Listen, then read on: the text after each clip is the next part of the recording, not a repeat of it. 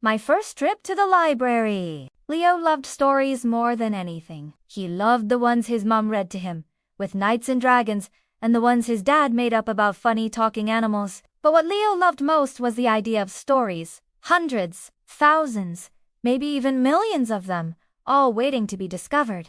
That's why, when his mom announced, "Tomorrow, we're going to the library," his eyes grew as wide as saucers. "The library," he whispered, as if speaking too loudly might break the magic. He imagined it as a giant, secret castle, guarded by silent librarians and filled with endless rooms of books. The next morning, Leo practically bounced all the way to town. The library wasn't a castle, but it was bigger than any other building he knew, with tall, arched windows that seemed to wink in the sunlight. Inside, it wasn't dark and mysterious like he'd imagined, but bright and buzzing with a gentle, happy hum. The first thing Leo noticed was the smell, a warm, comforting scent of old paper and new adventures. Then he saw them.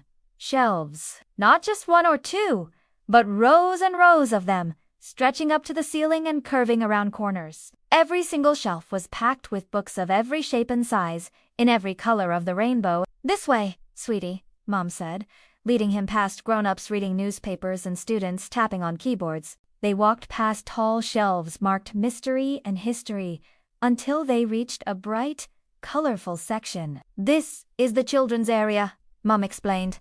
And what an area it was! There was a soft rug shaped like a giant green leaf, beanbag chairs in bright primary colors, and even a small, wooden train for tiny tots. But best of all were the books. They were shorter, wider, some with sparkly covers, some with pop-up pages. Leo ran his hand along the spine of a book, feeling the smooth paper. He picked one up, a bright red book with a smiling dinosaur. Then another, about a brave astronaut cat, and another, featuring a princess who flew a spaceship.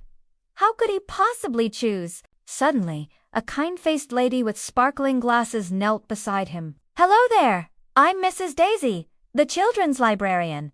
Is this your first visit?" Leo nodded, speechless.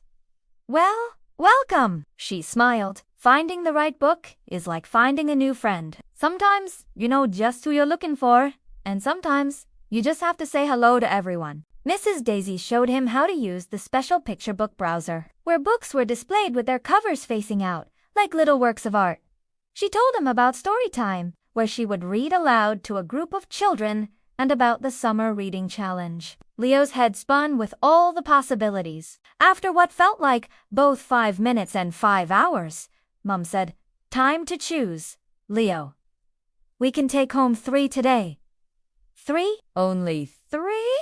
Leo looked at the hundreds of new friends waiting on the shelves. It was the hardest decision he'd ever faced. He finally chose the dinosaur book, the astronaut cat adventure, and, surprisingly, a quiet book about a lonely whale, whose cover made him feel a little bit sad but also curious. At the checkout desk, Mrs. Daisy showed him his very own library card. It was bright blue, with his name printed on it. He felt very important. Walking out of the library, clutching his 3 new treasures, Leo knew this wasn't just a trip. It was the beginning of countless adventures. He had found a place where every shelf held a secret, and every book was a doorway to a new world, and he couldn't wait to come back.